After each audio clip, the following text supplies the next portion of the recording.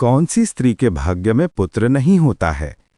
एक बार माता लक्ष्मी क्षीर सागर में भगवान विष्णु के पैर दबा रही थी, तो पैर दबाते हुए माता लक्ष्मी ने भगवान विष्णु से कहा, हे प्रभु, आज मेरे मन में 3 प्रश्न उठ रहे हैं। यदि इन 3 प्रश्नों के उत्तर देकर आप मुझे संतुष्ट करेंगे तो मेरे मन को बहुत शांति मिलेगी। तब भगवान विष्णु कहते हैं, हे देवी, तुम्हारे जो भी प्रश्न हैं तुम निसंकोच होकर पूछो, मैं तुम्हारी शंका का निवारण अवश्य ही करूंगा। तब माता लक्ष्मी कहती हैं, हे प्रभु, वह कौन सी स्त्री होती है जिसके भाग्य में संतान सुख नहीं होता है। दूसरा प्रश्न यह है कि कौन सी स्त्री समय से पहले विधवा होती है। और मेरा तीसरा प्रश्न यह है कि कौन सा श्रृंगार करने से स्त्री को स्वर्ग में स्थान प्राप्त होता है। तब भगवान विष्णु कहते हैं, हे देवी, तुमने उचित ही प्रश्न किए हैं। तुम्हारे ये तीनों प्रश्न अत्यंत महत्वपूर्ण हैं। इन प्रश्नों का उत्तर संसार कल्याण के लिए है।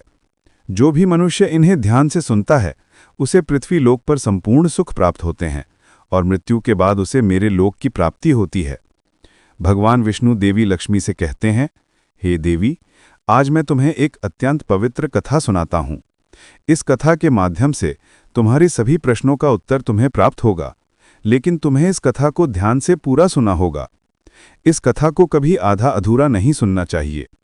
इस कथा में समस्त संसार का कल्याण छिपा हुआ है। जो भी इस कथा को ध्यान से पूरा सुनेगा उसके मैं 32 अपराध क्षमा करता हूँ। तब देवी लक्ष्मी कहने लगी, प्रभु, मैं आपको वचन देती हूँ कि इस कथा को मैं पूरे मन और लगन से सुनूंगी। आप कृपया उस कथा को आरंभ करें।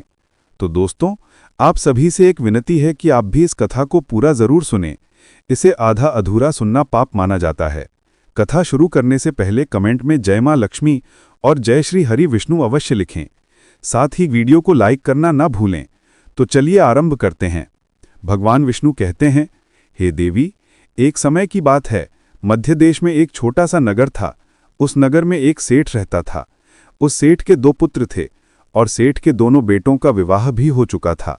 सेठ के घर में किसी चीज की कोई कमी नहीं थी, किंतु सेठ की पत्नी का स्वभाव अत्यंत दुष्ट था। सेठ की पत्नी और सेठ के बड़े बेटे की पत्नी दोनों का ही स्वभाव दुष्ट था। सेठ की पत्नी अपनी बड़ी बहू का तो बहुत लाड़ प्यार करती थी, किंतु छोटे बेटे की पत्नी के साथ बुरा व्यवहार करती थी। घर की सबसे छोटी बहू अर्थात छोटे बेटे की पत्नी बहुत अच्छे स्वभाव की, ईश्वर पर श्रद्धा रखने वाली पतिव्रत नारी थी। वह अकेले ही घर का सारा काम किया करती थी और गृह कार्य में दक्ष थी। इतना अच्छा स्वभाव होने के बावजूद भी उसकी सास उसके साथ बुरा व्यवहार करती थी, उसका हमेशा अपमान करती थी। इसके पीछे का कारण बस इतना था कि बड़ी बहू को एक पुत्र था और छोटी बहू ने पुत्री को जन्म दिया था। पुत्री को जन्म देने के कारण सेठ की पत्नी अपनी छोटी बहू को बार बार ताना मारा करती थी, लेकिन वह बेचारी कर भी क्या सकती थी। जो भाग्य में लिखा होता है उसके साथ वही होता है। भगवान विष्णु कहते हैं, हे देवी, अब मैं तुम्हें छोटी बहू की कहानी सुनाता हूँ। इससे तुम्हें पहले प्रश्न का उत्तर प्राप्त हो जाएगा कि कौन सी स्त्री को पुत्र प्राप्ति नहीं होती है। हे देवी, सेठ की जो पत्नी थी वह पहले से ही दुष्ट और कुटिल स्वभाव की थी। उससे उसकी सास भी परेशान थी। सेठ की पत्नी अपनी छोटी बहू को सबसे ज्यादा दुख देती थी। छोटी बहू का नाम था सुकन्या और सुकन्या को सताने में उसकी सास को बहुत आनंद आता था। सुकन्या बेचारी रोज सुबह ब्रह्मा मुहूर्त में जाकर अपने घर के काम करती थी और दिन भर काम करने के बाद उसे रात्रि को ही सोने को मिलता था। इतना होकर भी सेठ की पत्नी अपनी छोटी बहू से द्वेष करती थी। जब छोटी बहू झाड़ू लगाती तो उसकी सास आकर उसे ताना मारती थी कि तेरे हाथ में जान नहीं है क्या? तू जल्दी जल्दी झाड़ू लगा, मैं मंदिर जा रही हूँ।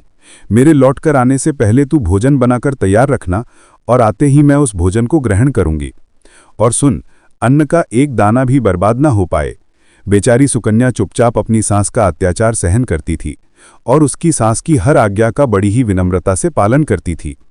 फिर छोटी बहू खाना बनाते हुए सोचने लगी कि मैं घर का इतना काम करती हूँ, लेकिन फिर भी मैं चैन की सांस नहीं ले पाती हूँ। मेरी सासू माँ किसी न किसी बात को लेकर मुझे ही ताना मारती रहती हैं। पता नहीं कब उनकी ताना देने की आदत जाएगी। सुकन्या इतना सोच ही रही थी कि तभी घर के दरवाजे पर खटखटाने की आवाज़ सुनाई दी। छोटी बहू ने सोचा, अभी तो भोजन तैयार भी नहीं हुआ है, लगता है मेरी सासू माँ आज जल्दी लौट गई, अब वह फिर से ताना मारेगी। तब सुकन्या ने दरवाज़ा खोला तो उसने देखा कि द्वार पर एक सन्यासी खड़ा हुआ है। वह सन्यासी सुकन्या से कहने लगा, बेटा सदा सुहागिन रहो, तुम इस सन्यासी के लिए कुछ भोजन का दान करो। हे पुत्री, मुझे बड़ी भूख लगी है।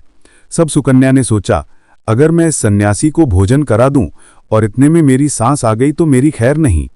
कुछ देर तक विचार करने के बाद सुकन्या ने सोचा, यदि मैं सासू माँ के ताने के डर से इस सन्यासी को भोजन नहीं कराऊंगी तो मुझे महापाप लगेगा, मेरा सारा पुण्य नष्ट हो जाएगा। इतना सोचकर सुकन्या ने उस सन्यासी को घर के अंदर बुला लिया।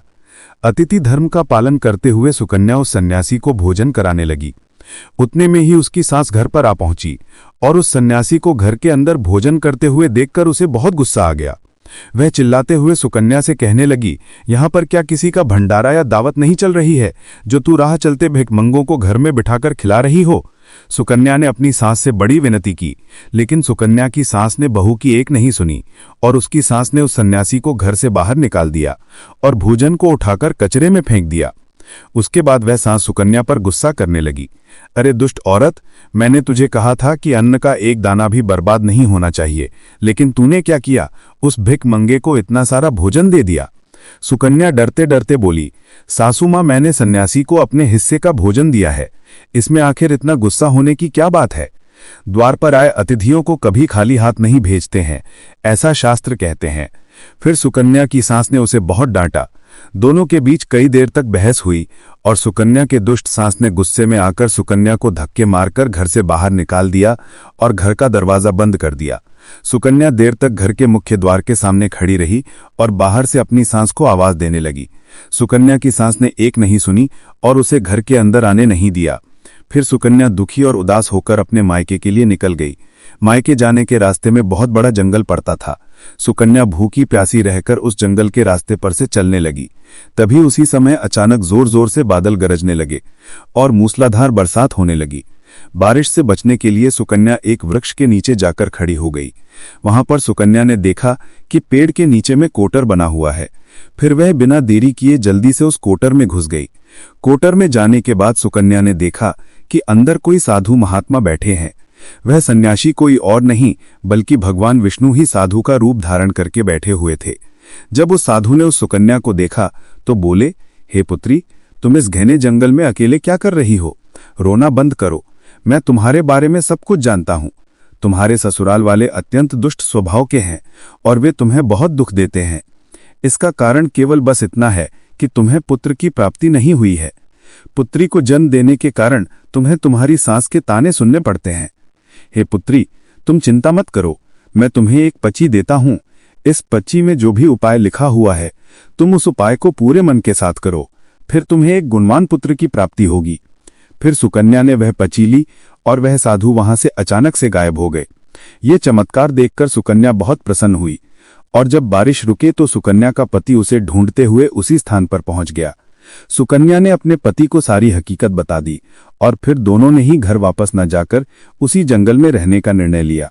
वहीं पर रहते हुए एक दिन सुकन्या के मन में पुत्र प्राप्ति का ख्याल आया और वह मन ही मन सोचने लगी कि यदि मेरा भी कोई पुत्र होता तो आज ससुराल में मुझे बहुत ज्यादा इज्जत मिलती।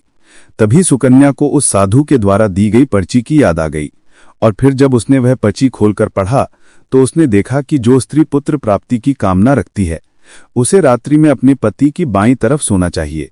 ऐसा करने से कुछ समय बाद में बाएं करवट लेटने से नाक का दाहिना स्वर और दाहिनी करवट लेने से नाक का बायां स्वर चालू हो जाता है। फिर जब पुत्र की इच्छा हो तो उस स्थिति में मिलन से पहले ये निश्चित कर लेना चाहिए कि पुरुष का दायां स्वर चलने लगे और स्त्री का बायां स्वर चलने लगे और उसी समय पर गर्भधान किया जाना चाहिए। ऐसा करने से निश्चित ही पुत्र की प्राप्ति होती है। इसके विपरीत नाक के स्वर चलने से पुत्र की प्राप्ति होती है। उस पर्ची में आगे लिखा हुआ था कि मासिक धर्म शुरू होने के बाद पहले 4 दिनों में पुरुष के साथ मिलन करने से पुरुष को रुग्णता प्राप्त हो जाता है और 5वीं रात्रि में मिलन करने से पुत्र की प्राप्ति होती है। 6ठी रात्रि में मिलन करने से पुत्र रत्न की प्राप्ति होती है। 7वीं रात्रि में मिलन करने से बंध्या पुत्री होती है। 8वीं रात्रि में मिलन करने से बलशाली पुत्र की प्राप्ति होती है। 9वीं रात्रि में मिलन करने से सुंदर कन्या की प्राप्ति होती है तथा 10वीं रात्रि में मिलन करने से विद्वान और अतिश्रेष्ठ पुत्र की प्राप्ति होती है। 11वीं रात्रि में मिलन करने से सुंदर आचरण वाली कन्या प्राप्त होती है। 12वीं रात्रि में मिलन करने से गुणवान पुत्र होता है। 13वीं रात्रि में मिलन करने से लक्ष्मी स्वरूपा पुत्री होती है। 14वीं रात्रि में मिलन करने से गुणवान, बुद्धिमान तथा बलवान पुत्र होता है। फिर सुकन्या ने मासिक धर्म के बाद 14वीं रात्रि में अपने पति के साथ मिलन किया और उसके बाद गर्भधारण किया।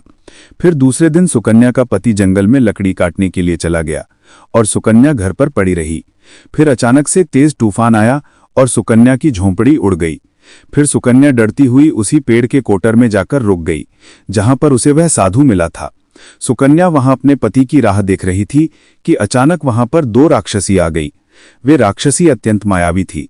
फिर उन्होंने उस कोटर के साथ पेड़ को उड़ाकर एक ऐसे स्थान पर चली गई जहां पर बहुत सारा सोना था। जब सुकन्या ने यह दृश्य देखा तो वह चौंक गई। सुकन्या पेड़ के कोटर में छिपी रही। जब वे राक्षसी भोजन की तलाश में गई तो सुकन्या ने उस स्थान से बहुत सारा सोना उठा लिया और उसे कोटर में भर लिया। जब वो राक्षसी लौट आई तो फिर से पेड़ पर बैठकर वे उस पेड़ को उड़ाकर उसी जंगल में आ गई। राक्षस के जाने के बाद सुकन्या वो सारा सोना लेकर अपने पति के पास चली गई और उसे वो सारा सोना दे दिया। फिर पति और सुकन्या दोनों अपने ससुराल को लौट गए। वहां जाकर उसने अपनी सास को वो सोना दे दिया और सारी हकीकत बता दी, जिसे सुनकर उसकी सास को बहुत गुस्सा आया और बोलने लगी, अरे मूर्ख औरत, तू बस इतना ही सोना लेकर आ गई? इतने सोने से क्या होगा? मैं होती तो बहुत सारा सोना लेकर आ जाती। फिर उसकी सास भी उस जंगल के कोटर में जाकर छिप गई और राक्षसों की राह देखने लगी। तभी वह 2 राक्षसी वहां पर आई और फिर उन्होंने उस कोटर को उड़ाकर एक बर्फीले पहाड़ पर ले गई। ये देख सास बहुत क्रोधित हो गई और बोलने लगी, ये कहाँ लेकर आई है? यहाँ तो बस बर्फ और मिट्टी है। तभी उन राक्षसों ने उसकी आवाज सुनी और देखा तो एक बूढ़ी औरत पेड़ के कोटर में छिपकर बैठी है। फिर उन्होंने उस बूढ़ी औरत को बाहर निकाला और उस बर्फीले पहाड़ पर फेंक दिया। जमीन पर गिरते ही उसकी मौत हो गई। इधर सुकन्या बड़े आनंद के साथ रह रही थी, लेकिन सुकन्या की सास कभी नहीं लौटी। तो सुकन्या ने जाकर उस कोटर में देखा तो वहां पर उसकी सास नहीं थी। उसे समझ में आ गया कि लालच के कारण उसकी सास की मृत्यु हो गई। भगवान विष्णु कहते हैं, हे लक्ष्मी, जिस स्त्री को पुत्र प्राप्ति की कामना है उसे मैंने सुकन्या को दी हुई पर्ची में बताए गए उपाय जरूर करने चाहिए। तुम्हारा दूसरा प्रश्न ये था कि किस कारण से स्त्री जल्दी विधवा होती है। तो जो स्त्री अत्यधिक लालच करती है वो स्त्री जल्दी विधवा होती है, और जो स्त्री चरित्र का गहना पहनती है उसे मृत्यु के पश्चात स्वर्ग की प्राप्ति होती है। एक स्त्री को अपने चरित्र का त्याग कभी नहीं करना चाहिए। तो दोस्तों, इस प्रकार से भगवान विष्णु ने माता लक्ष्मी को एक कथा सुनाई थी। उम्मीद है आपको ये कथा पसंद आई होगी।